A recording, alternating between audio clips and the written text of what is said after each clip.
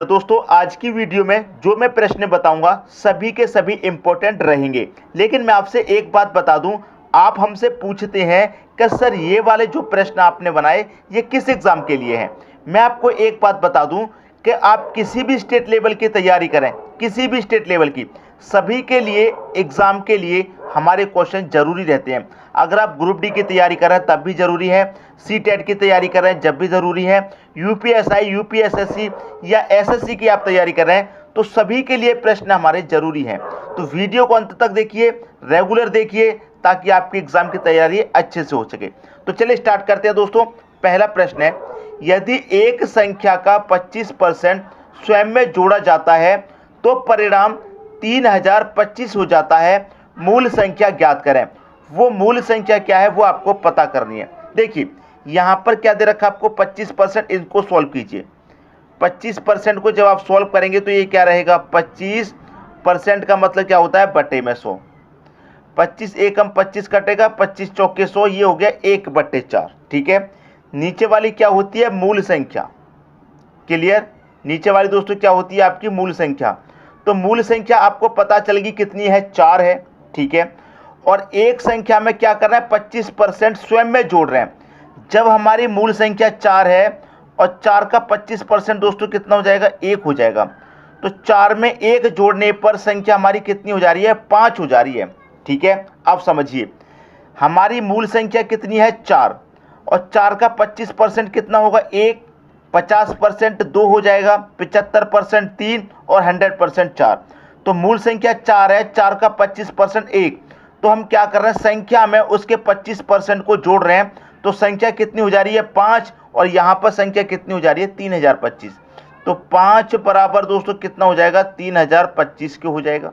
ठीक है, 5 बराबर 3025, तो 1 का मान निकाल लीजिए कितना होगा, 5 बराबर 3025, तो 1 का मान कितना हो जाएगा, 1 का मान हो जाएगा 605। 1 का मान निकालने के लिए क्या करेंगे, 5 से इसमें डिवाइड दीजिए, 5 छिक्के 30 कटेगा। ठीक है, 2 में नहीं जाएगा, 0 25, 5 पच्चे 25। 1 बराबर 605 आपसे पूछ रहा है कि मूल संख्या ज्ञात कीजिए। अब मूल संख्या है कितनी, यहाँ पर 4। मूल संख्या कितनी है, 4। जब 1 बराबर 605 तो 4 बराबर दोस्तों कितना आ जाएगा, 605 का आप सीधा सीधा मल्टीप्लाई 4 से कर दीजिए। क्लियर, 605 का 4 से मल्टीप्लाई करेंगे कितना आ जाएगा, 6 चौके 24 और 5 चौके 20, तो हो जाएगा 2420। ये आपका आंसर आ गया, ये आपकी मूल संख्या निकल के आ गई 2420। बी ऑप्शन हो गया आपके प्रश्न का सही आंसर। उम्मीद करता हूं सभी को प्रश्न अच्छे से समझ में आ गया होगा। अब देखेंगे अगला प्रश्न। अगला क्वेश्चन है, एक पाइप एक टंकी को दूसरे पाइप से 3 गुना अधिक तेजी से भर सकता है। देखिए आपके पास 2 पाइप हैं, ये हो गया पाइप ए, ये हो गया बी।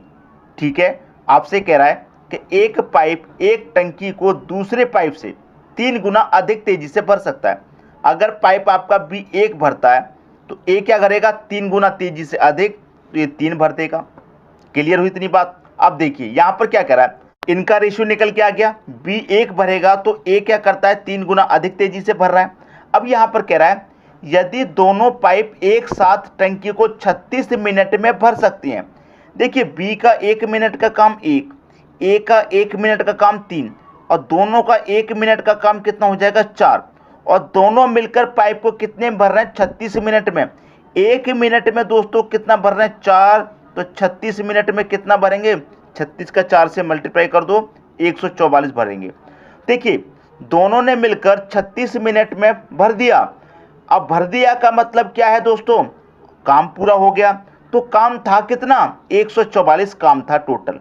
भरने के लिए जो काम था वो 144 था टोटल। ठीक है, कितना था, 144 था। अब आपको ये पता चल गया कि हमारा काम 144 था। अब प्रश्न में पूछा क्या है, धीमा पाइप अकेले टंकी को कितने समय में भरेगा। जो धीमा पाइप है वो 1 मिनट में कितना भरता है, 1 भरता है। तो 144 को भरने में कितना समय लगेगा, 144 मिनट का समय लेगा। पहला ऑप्शन सही हो गया। अगर पूछ ले तेज वाला पाइप, तो टंकी तो आपकी 144 की है, जो तेज वाला पाइप है 1 मिनट में कितना भर रहा है, 3। तो 144 को भरने में कितना लेगा, 3 चौके 12, 2 बचेगा 24, 3 छिंग 3 सत्ते के 3 अट्ठे 24, 48 लेगा। धीमा पाइप टंकी को भरने में 144 मिनट लेगा और जो आपका तेज वाला पाइप है वो टंकी को भरने में 48 मिनट लेगा। उम्मीद करता हूं सभी को प्रश्न अच्छे तरीके से दोस्तों समझ में आ गया होगा। अब देखेंगे अगला प्रश्न। अगला प्रश्न है, यदि A अनुपात B बराबर 3 अनुपात 2, देखिए A अनुपात B बराबर 3 अनुपात 2, 3 अनुपात 2, ये इनकी वैल्यू दे रखी है और आपको यहाँ दे रखा है 3A minus 2B ratio 2A minus B किसके बराबर है। अब देखिए यहाँ पर आपको मैं बता दूं कि ये 3A माइनस 2B दे रखा है, अनुपात में दे रखा है 2A माइनस B। तो अनुपात का मतलब क्या होता है दोस्तों, बटा भी होता है, ये आपको मालूम है क्या होता है, बटे में भी लिख सकते हैं। अगर अनुपात में कोई संख्या है तो उसे हम बटे में भी लिख सकते हैं। तो 2A माइनस B इस तरीके से भी लिख सकते हैं, इसको लिख लिया। अब देखिए यहाँ पर क्या है 3, A है, A का मान आपको कितना दे रखा है 3, तो A की जगह हम क्या लिखेंगे 3 माइनस 2। B का मान 2 है तो B की जगह B का मान लिख देंगे 2, बटे में आ जाइए 2 इंटू A का मान कितना है 3, तो यहाँ 3 लिख दीजिए, माइनस B का मान कितना है, B का मान 2 है, लिख दिया। अब सॉल्व कीजिए, 3 त्रिक का कितना हो जाएगा दोस्तों 9 हो जाएगा, माइनस 2 दूनी का 4 हो जाएगा, बटे में 2 त्रिक का 6 हो जाएगा, माइनस कितना हो जाएगा 2। अब देखिए 9 में से 4 जाएगा कितना आएगा 5, 6 में से 2 जाएगा कितना आएगा 4, 5/4 का मतलब क्या है 5/4। ये आपका दोस्तों क्या आ गया, आपके प्रश्न का सही आंसर आ गया। 5 अनुपात 4 दे रखा है पहले ऑप्शन में, ये आपके क्वेश्चन का सही आंसर हो जाएगा। अब देखेंगे अगला प्रश्न। अगला प्रश्न है 3 की पावर 6 गुने 5 की पावर 7 और 2 की पावर 5 गुने 3 की पावर 5 का HCF क्या होगा। ठीक है, HCF पूछ रहा है। ऐसे प्रश्न तो एग्जाम में आपको मालूम है किस तरीके से पूछे जाते हैं, मतलब बहुत पूछे जाते हैं। कोई भी शिफ्ट हो, आपकी फर्स्ट शिफ्ट में भी पूछे जाएंगे, सेकंड शिफ्ट में भी पूछे जाएंगे। अब इन्हें करने का तरीका क्या होता है, देखिए सबसे पहले तो आप कॉमन देखिए, यहाँ पर क्या है 3 है और यहाँ पर भी क्या है 3, यहाँ 3 की पावर 6, यहाँ 3 की पावर 5। तो आपको करना क्या है, कभी भी आपसे HCF पूछा जाए तो जो सबसे अधिक बार दिया गया है, जो सबसे ज़्यादा बार दिया गया है उसे ले लीजिए। तो यहाँ पर 3 है, यहाँ पर भी 3, यहाँ 5, यहाँ पर 2, तो सबसे ज़्यादा बार क्या दिया गया आपको 3 ही दिया गया है, तो हमने 3 ले लिया। यहाँ 3 की पावर 6 है, यहाँ 3 की पावर 5, क्या लेंगे 5 लेंगे, छोटी वाली पावर। याद रखिएगा जो सबसे अधिक है उसे लेंगे और जिसकी पावर सबसे कम है अधिक में उसे लेंगे। अब 3 की पावर 5 का मतलब क्या होता है 3 गुणे 3 गुणे 3 गुणे 3 गुणे 3, मतलब 5 बार मल्टीप्लाई।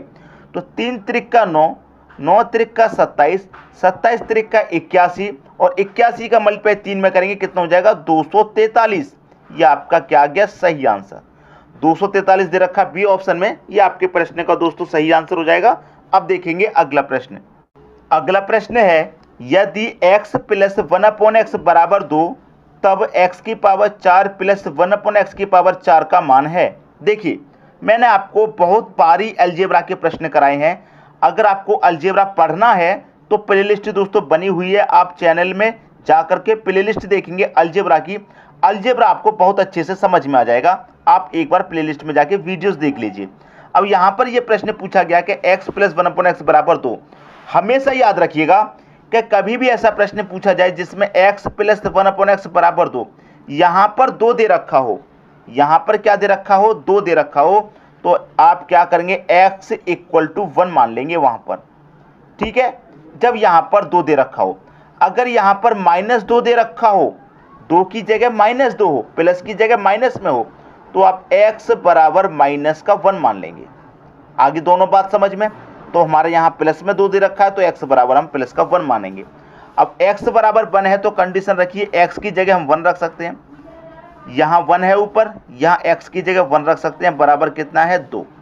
1 + 1 कितना होता है दोस्तों 2 होता है, तो 2 बराबर 2 क्या हो गया, कंडीशन सेटिस्फाई। यहाँ भी x की जगह क्या रखेंगे 1 रखेंगे और 1 की पावर कितनी भी हो 1 ही रहेगा, प्लस ऊपर 1, x की जगह 1 रखेंगे, 1 की पावर कितनी भी हो 1 ही रहेगा, तो 1 + 1 कितना हो जाएगा, आपके प्रश्न का आंसर 2 हो जाएगा।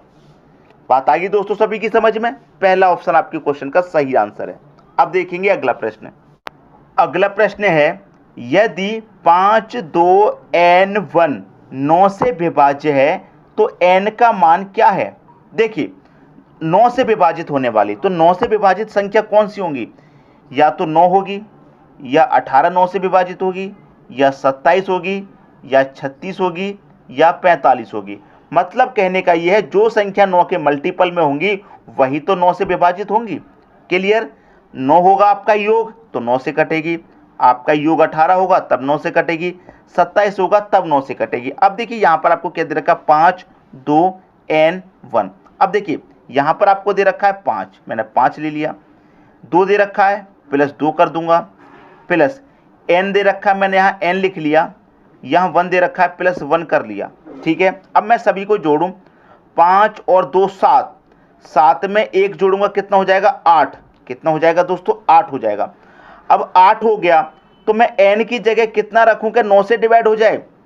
भाई 5 और 2 7, 7 और 1 8, 8 हो गया, प्लस का कितना n, 8 प्लस n ही तो आएगा। अब 8 तो हमारे पास पहले से है, n की जगह मैं कितना रखूं कि 9 से कट जाए? 8 पहले से है, प्लस अगर मैं n की जगह 1 रख दूं कितना हो जाएगा? 9 हो जाएगा, और 9 आपका 9 से कट जाएगा, तो n की जगह मैं 1 रख सकता हूं। पहला ऑप्शन सही हो गया। n का मान पूछ रहा था कितना है? 1 है। समझ में आई सभी की बात? अब देखते हैं अगला क्वेश्चन। अगला प्रश्न है, यदि 2a बराबर 3b बराबर 8c हो तो a अनुपात b अनुपात c क्या होगा? देखिए इस तरीके से अगर आपको संख्या दे रखी है तो उसे करने का तरीका क्या है? देखिए a b c, a अनुपात b अनुपात c का मान आपसे पूछ रहा है। ठीक है, अब देखिए यहाँ पर क्या दे रखा है? 2a, ठीक है, यहाँ पर 3b और यहाँ पर 8c। अब यहाँ पर 2a दे रखा है तो इसका मतलब क्या है? यहाँ पर 2a दे रखा है तो इसका मतलब क्या है? इसका मतलब ये है कि मैं इसे 1 के बटे में 2 लिख सकता हूँ। अनुपात ये 3b है तो 3b का मतलब क्या है? मैं इसे 1 के बटे में 3 लिखूंगा। 8c है तो 8c का मतलब क्या है? मैं 1 के बटे में 8 लिखूंगा। क्लियर? कभी भी इस तरीके का प्रश्न हो, 2a है तो 2 को बटे में रखिए 1 के, यहाँ पर 3 है, 3 को बटे में रखिए 1 के, 8 है, 8 को बटे में रखिए 1 के। ठीक है, लिख लिया। अब इनका क्या करेंगे? आप एलसीएम ले लीजिए, नीचे वाली संख्याओं का आप एलसीएम ले लीजिए। 2 3 8 का एलसीएम कितना हो जाएगा? आप कहेंगे सर 24। ठीक, 2 से 24 को कटाएंगे, 12 बार में कटेगा, 12 का 1 में मल्टीप्लाई करेंगे 12 ही रहेगा। 3 से कटाएंगे 24 को, 8 बार में कटेगा, 8 का 1 में मल्टीप्लाई 8। 8 से कटाएंगे 24 को, 3 बार में कटेगा, 3 का 1 में मल्टीप्लाई 3। तो a का रेशियो 12, b का आ गया 8, c का आ गया 3। 12 रेशियो 8 रेशियो 3, ये आपके प्रश्न का आंसर है 12 8 3। देखिए किस ऑप्शन में? 12 8 3 डी ऑप्शन में है। ये आपके प्रश्न का दोस्तों सही आंसर हो गया। आगे दोस्तों सभी की समझ में बात। अब देखेंगे अगला प्रश्न। अगला प्रश्न है, एक व्यक्ति अपने पेन को 4 दोस्त a b c और d में 1/3 1/4 1/5 1/6 के अनुपात में बांटता है। किसी व्यक्ति के पास पेन की न्यूनतम संख्या होगी, मतलब कम से कम संख्या किसके पास होगी? तो आपके पास 4 दोस्त हैं, a b c और d, ये आपके पास दोस्तों 4 दोस्त हैं। चारों का रेशियो दे रखा है 1/3 1/4 1/5 और 1/6, ये आपके पास रेशियो दे रखा है। अब रेशियो कभी भी इस तरीके से बटे में नहीं होता है, तो उसको सही बनाने के लिए हम क्या करेंगे? एलसीएम लेंगे, जो पिछले क्वेश्चन में लिया था।